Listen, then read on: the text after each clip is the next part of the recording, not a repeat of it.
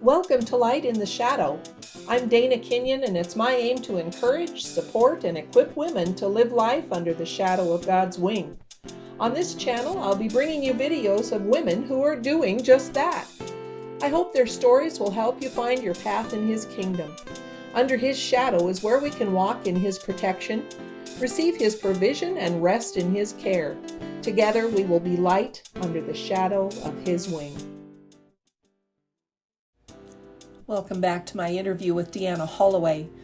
Last time we found out how Deanna came to faith in Christ and kind of the background of her story and her husband Eric and how they founded Mission Caribe in 2020 during a global pandemic. This time in our interview we're going to talk about some more of that first year, but then we're going to look at how 2021 and 2022 just furthered the progress of Mission Caribe. So I hope you enjoy, and thanks for tuning in. So you spent some time back in the States, and then in 2021, you went back down, not your typical vacation time, though you had the mission in mind as you went back this 2021. And things were a little bit different in the area at the time. People weren't necessarily coming up to you like this saying they're hungry, although the poverty was still just horrific. Mm-hmm. Some people had gone back to work, and there was a little bit of alleviation with that, but you actually had to go into the neighborhoods and look for people who needed the help. We did. We did. So you told me a story about a woman named Delphina. Delphina, at the time that we met Delphina, she had a little baby. The baby was very young, probably just a few months old, but very malnutrition. She actually had some parasites. So there were some issues going on with the health of the baby. Mm-hmm. So we were able to come in and help Delphina, not only with food, but with whatever the baby needed. And we still to this day help Delphina. Nice. As a matter of fact, new thing with Delphina is we had purchased for her last year a nail, like a table for doing nails, because she does nails as a profession. That's what she's done in the past. And we were trying to help her get a business back together so that she could sustain not only for herself, but for her baby. Amen. So she's actually opening a nail salon within this month. We found a location. Well, she actually found the location, and we're helping her with this location to actually start her business up in the community, not just outside of her home. Wow. So it's very exciting. Yes. Yes. There are so many stories. And you told me another story of helping a family with a home, with their home. Yes. Tell me about that.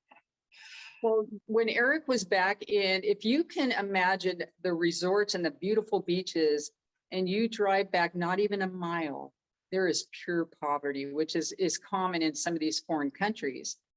But they were just walking out in the neighborhood and they could hear some kids crying. And so Eric went in there and he could see that the kids literally up past their feet were in muddy water in their home. And so the parents weren't there at the time, and I'm sorry if I got this wrong a little bit, but the kids were in there by themselves, and then the parents did come home. So he had an opportunity to talk to them, and they said, we're trying to get out of this home. We have a home actually started being built.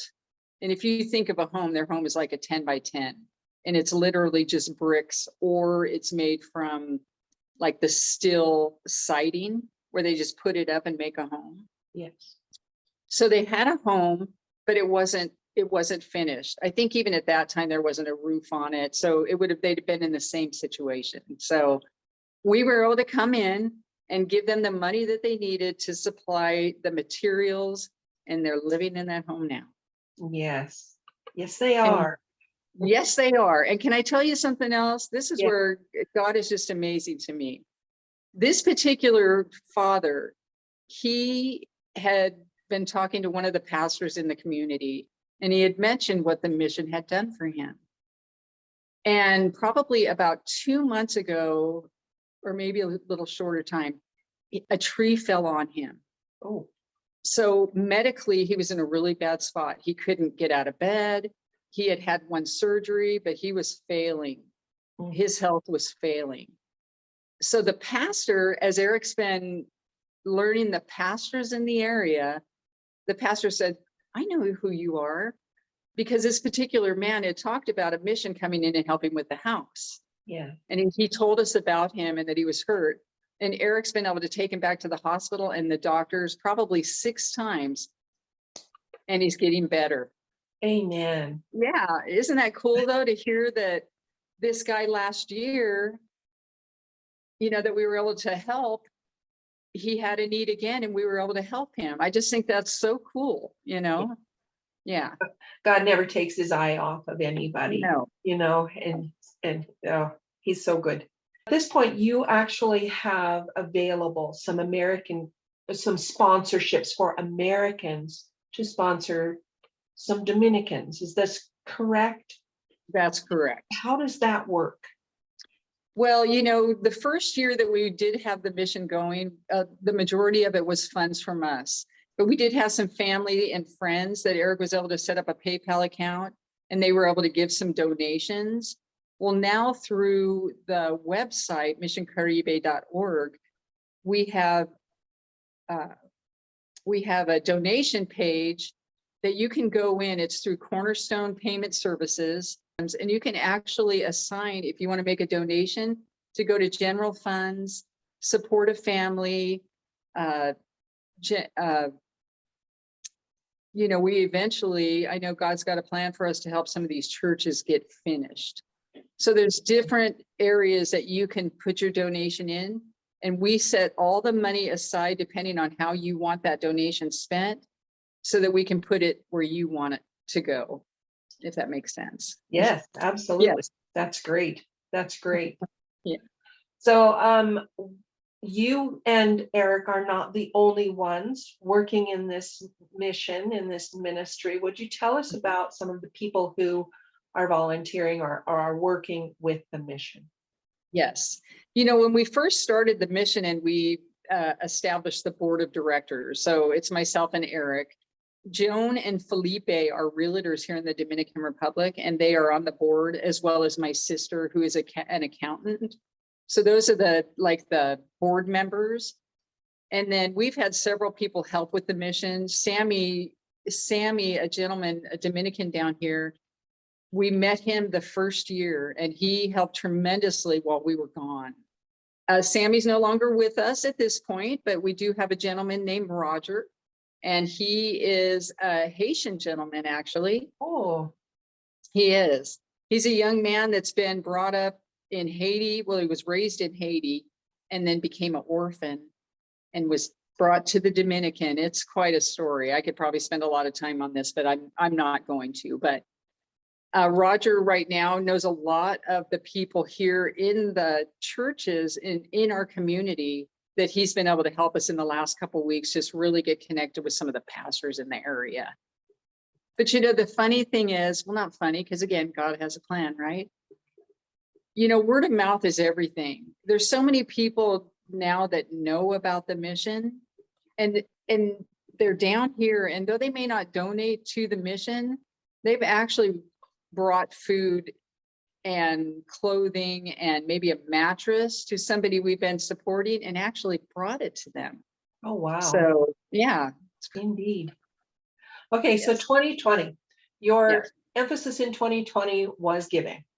Yes. In 2021, you told me that the emphasis was rebuilding, because Yes. we've had this horrible global pandemic that devastated, and now you're rebuilding, and you're helping people like Delphina with opportunity to support her family, to make a living. And I just think that is amazing. So what are some of the things, the actual things that you did in 2021? I know that you talked about meal bags at Christmas time. We did. Tell us some of those things. Okay. We did, we will continue, we will always continue to give food, because if there's a need there, we definitely want to meet that need. But we were also able to give school supplies, backpacks, and school supplies to the kids. Also, businesses and rebuilding, the reason we thought about that in 2021 was the pandemic really did kind of devastate everybody. And so some of these businesses that may have been in business for years didn't come back. So we were really trying to find out if they had an immediate need, or did they need something that, we could help them with to sustain their lives. There was a family that used to own a Kamado, which is, again, kind of like a convenience store, 7-Eleven down the street. They're all over here, family owned. And, the business shut down, obviously, during the pandemic, and he didn't have the funds to build that or to purchase the things needed to start the Kamado back up. So the mission was able to go in there and get his initial Kamado filled so that he could sell and then rebuy and sell. So he's being successful in his business now. We love that idea here. If we can help somebody to do that, we're game, because we want them to be able to take care of themselves so that we can go on to the next person that may not be able to take care of themselves. Yes. So, kind of the teach a man to fish Yes. theology, although they already knew. I mean, especially with the Kamado, man, what a nice little re-jump for them to be able to get that back up and going. Otherwise, they would have lost that ability to provide. So let's move to this year, 2022. While you're in the US, work is done building the website, social media, opening bank accounts in both countries, legal paperwork in both countries.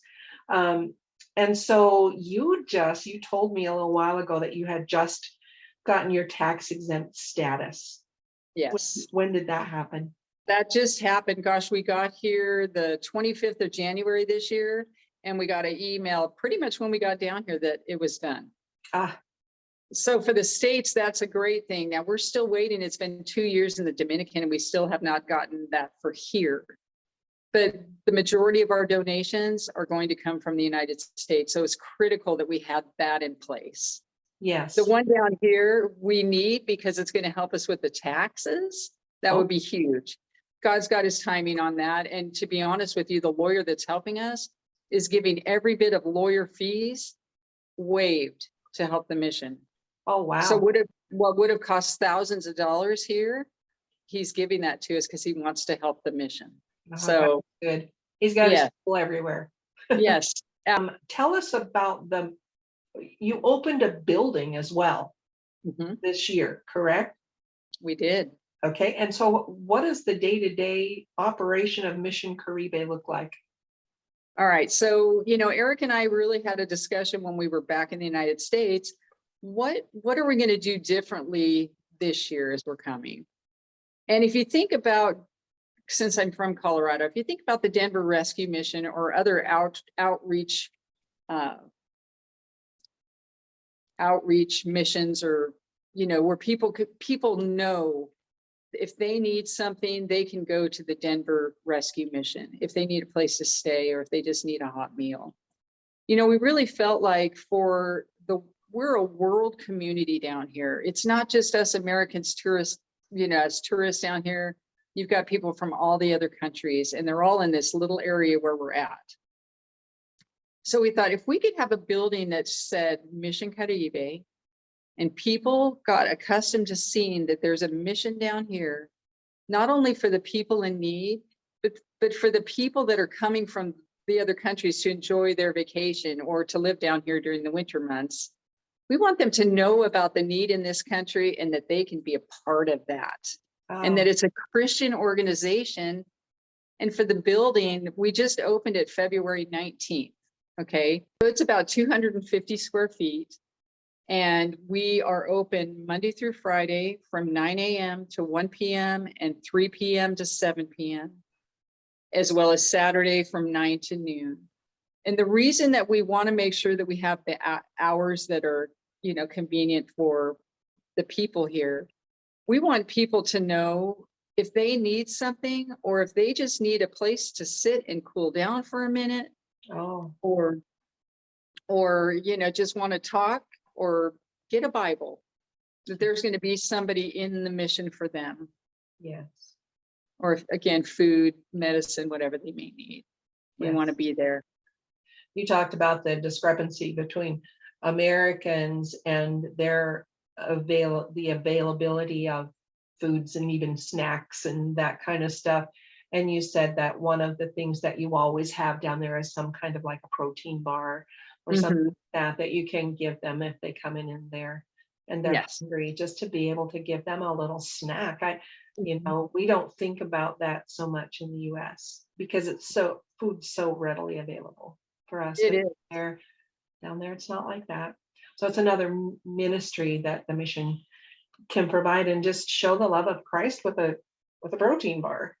Right. Right. And the restaurant that helped us through in 2020 actually is just right down from our mission.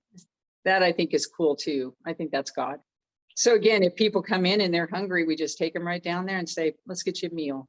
Yes. Yeah. Are you still using the necklaces? We're not, we're not at this point because it's so much different than the first year when we started it. Because since we're at the mission, we can literally take them down. And we know the owner of that restaurant, and Roger, who's helping us at the mission, can just take them down there, and he knows that we're going to come back and pay for it. So, Nice. yeah. And so Roger's the one who mans the mission building Yes, throughout the week. he does. Yes. You talked about needing to meet with the pastors in the area. You've talked about partnering or the need to partner with the churches in the area. Why is that such an important thing? We could drive around on our own forever here. There's so much need. And if you talk to anybody down here, everybody has a need. And we really want, because it is all about God, we want to go through the pastors in the community to let us know the needs of their community and friends of their community. So that, it takes a lot of time down here. We learned over the past 2 years is if somebody has a need, there still has to be some investigation. Is that need the right need? Is that need a legitimate need? Yes. And so the nice thing with partnering with the pastors in the area, they can let us, they've done the research. They know. So yes, our main focus is really getting to know the pastors in the area because again, they know the people and they know their needs. And it cuts out that middleman of having to go in and do the investigation. We can just say, absolutely, we'll take care of that need. The really cool thing too with getting to know these pastors in our churches at home have salary, right? Yeah. A lot of the pastors down here, they're in such poor communities. They're hungry. They don't have money to take care of the needs that they have. Right. So through the pastors, we're learning about other pastors that need help. For example, Saturday, this was so cool. One of the pastors has 6 kids. Actually, you're going to see if you go to Mission Caribe today or tomorrow, it's going to be on our website or our Facebook post. He's got 5 kids actually, and then a mother abandoned their child and he's taking care of it. So they have 6 children. My goodness.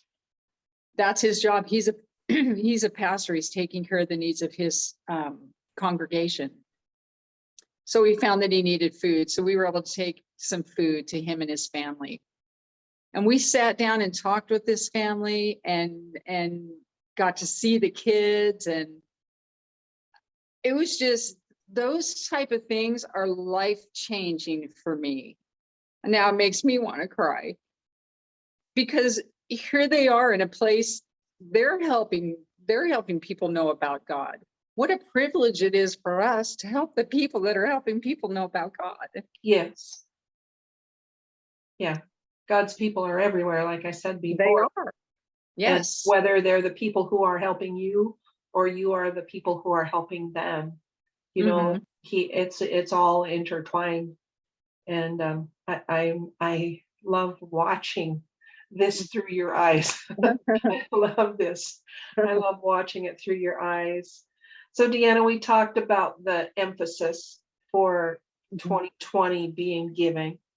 For 2021, it was rebuilding. What is the emphasis for 2022? It's evangelizing. That's going to be first and foremost. We want people to know about God. We want people to know what Jesus did for us. We all are going to have challenges in our lives, and there may be time we don't have food or we don't have medicine. But if we don't know about Jesus, we have nothing. Yes. So, I mean, honestly, for the mission, I mean, that's our number one goal. But we're going to take care of them. That emergency need is right there too, because it's sure hard to tell somebody how loving Jesus is if they're starving Yes. or they're sick and they can't get help. So Of the things that you told me about, we're speaking about the pastors of the churches and coming alongside the churches, and you talked about backpacks for the kids. So yes. what was that about?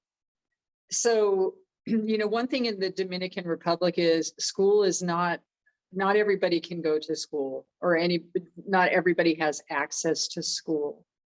So there is a ministry down here that does help kids to get sponsorships to go to the Christian school. And they do have schools in the area too, but not everybody has access to those schools. So we definitely want to team up and help in any way we can, be that backpacks or school supplies, even tennis shoes, whatever they need for school. We as a mission definitely want to be a part of that with the community and helping in whatever way we can. I'm going to tell you something too. This just happened yesterday. So again, through the pastors, we learned about a pastor and his family. They're building a church. They're ministering to 60 kids. 60 kids in their community that are not going to school, but they're helping them. They're helping them. So we were able to bring them, again, some food. And we had purchased a lot of coloring books in Spanish. It was bilingual, Spanish and American, Christian coloring books. And so we met this family and we saw the church that they're building. And she showed us pictures of the 60 kids that she brings in to help teach them. And we're going to bring them these coloring, or a big amount of these coloring books, so that she can help teach the kids, only just with schooling, but she's teaching them Jesus anyway. But how cool with these coloring books. She was so excited that we're coming back to give those to them, but they didn't have food. They're hungry. So if the pastors wouldn't have told us about another pastor, we would have never known their need. It's amazing. It's amazing what's going on. Mhm. Yes, it is. Yes. Yes, it is. I can't get enough. And the stories just keep coming. They do. And they will continue to Mhm. come.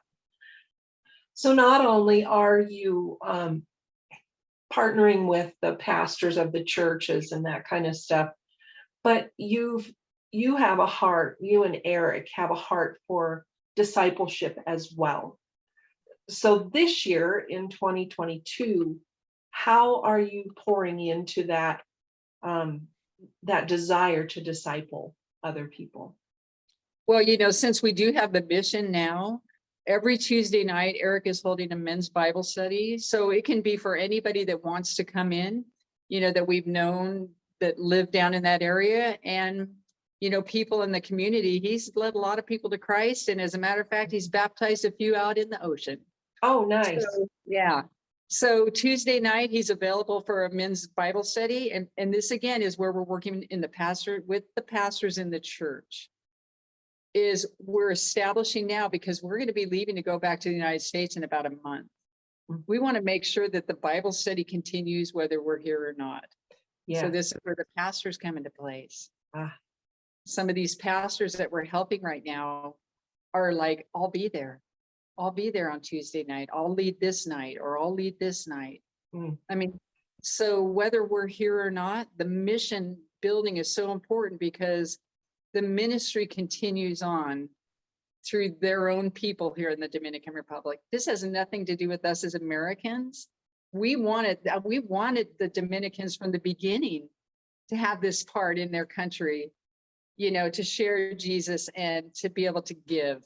through our funds that we have coming through the United States. Yes. You talked about wanting to establish this as a foundation that the mission would continue for years and years to come, through the Dominican people, ministering to the Dominican people. That's how it's going to work the best. Yes. So, Deanna, how can the average Joe American help Mission Caribe? First and foremost, please pray. You know, we want to go the direction God is wanting us to go. So prayers are most important. And if you are able to donate, please just go on to missioncaribe.org and make a donation. I can tell you that Eric and I take zero money. We will never, for administrative part on our side, ever take money from the mission. The only money for administrative fees would be our workers down here, which is now just one worker. But who knows? It might be 10 workers down the road, but imagine the people we're impacting at that point. Yeah. So we have the one worker, and we do have rental on our mission building, but God took care of that. First months or the first year is already paid for. So we don't even have that expense right now. Oh, So that's prayers and donations. And at some point, if you want to come down, come on down. Well, my husband and I are in the process of getting our passports so that we can come and check out the mission. We're very excited about that. So at this point, you don't do like church mission trips, though, right? Like where our church would send a whole contingency of people to come and help. You know what? At this point, we haven't, but you know, that can change in a month because things are changing so quickly here. And especially, again, getting to know the pastors and the needs in the areas, even with the churches or personal people's homes. I see in the very near future that we will have missionaries come down here and help because there is such a need. And I mean, the experience, like I said, it changes your life. And if nothing else, just to come down here and talk to some of the people that we've been able to minister to and been able to help, it's a game changer for all of us. Yeah. Amen. Yeah. So exciting, such an exciting time. I wanted to talk about something that you mentioned to me, because we've mentioned several times the use of your personal funds, but you have told me the miracle of God in that, and I want you to share that. Yes. You know, when we first were down here, and of course, anytime you go on vacation, or even if you have a getaway home, you have, you have things that you're planning to spend your money on more than just food. So obviously when the pandemic hit, there was nothing to do. There was nowhere to go. I mean, you just pretty much bought food. So we thought, you know, our money, oh my gosh, thank God we have our money to be able to help the people here, you know, that we're coming in contact with. God, I am overwhelmed with how, now I'm going to cry again. We lack for nothing. So when the pandemic hit, and we obviously had money to take care of the things that we wanted to do and desired to do while we were down here. So when there was nothing to do, we bought our food and we had quite a bit of money left. So we were going to take our money and take care of the people that we can here.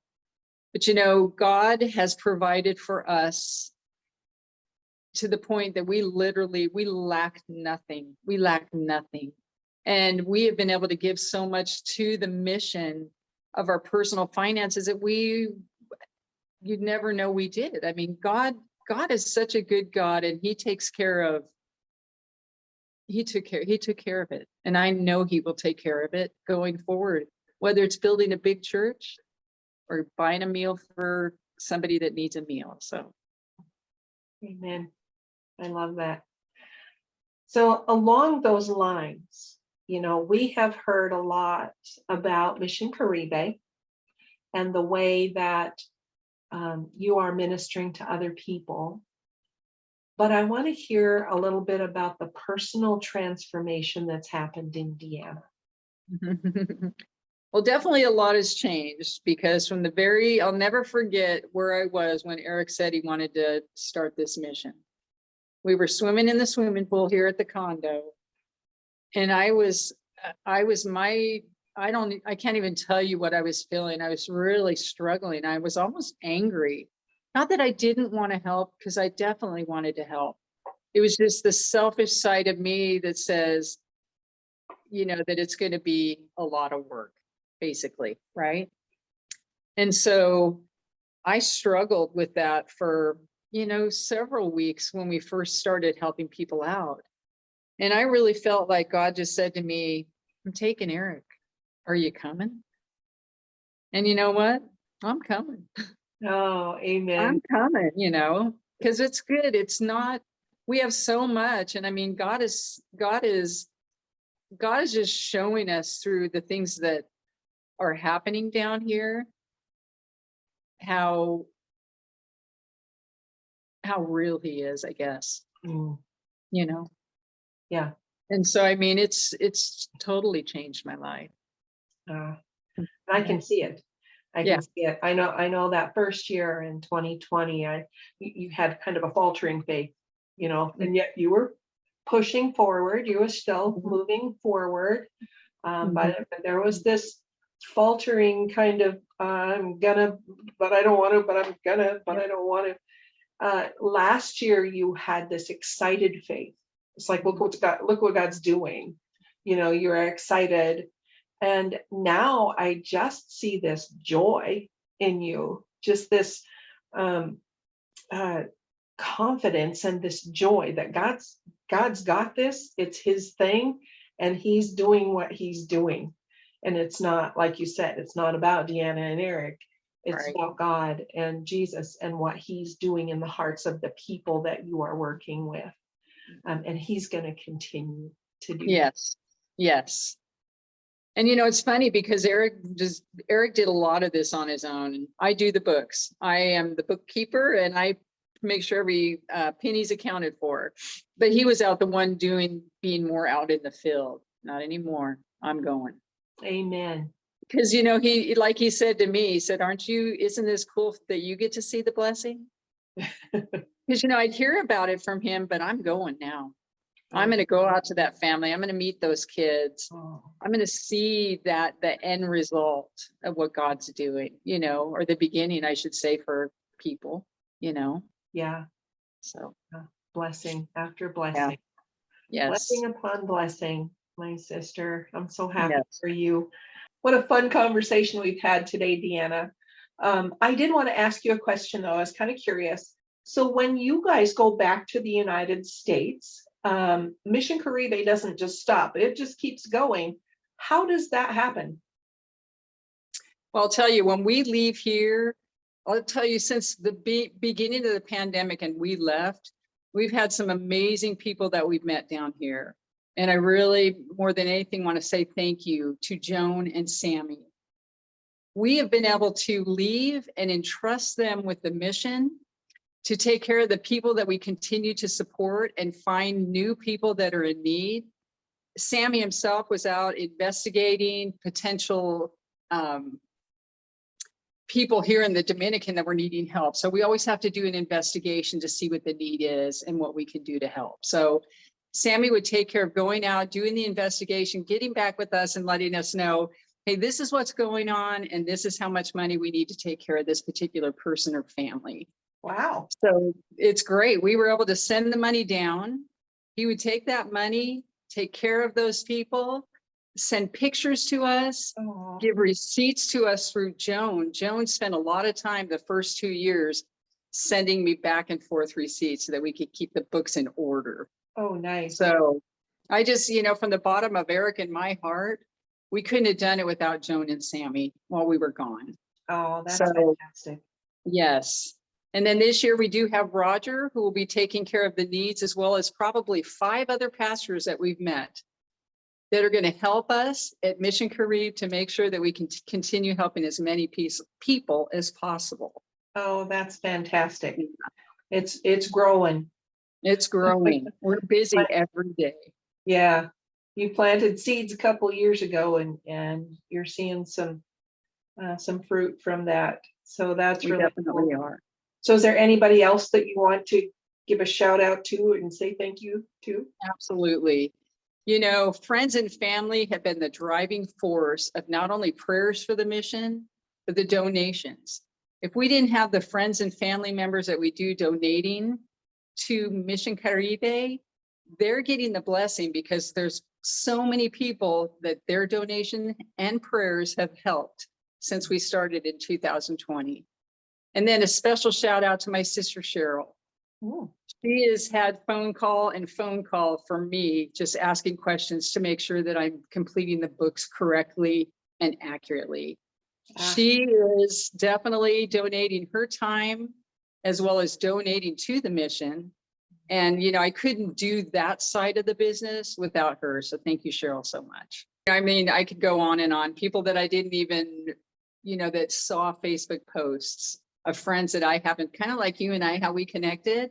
Yeah. Several friends have seen those posts and made donations. So again, I would love to mention everybody's name. I don't think we have the time for everybody's name, but you know who you are. And I just thank you. And Eric, thanks you from the bottom of our heart. I am so happy. And I know that he's the one that has the plan. We don't even have to have the plan. And you know that because of the way things are changing all along.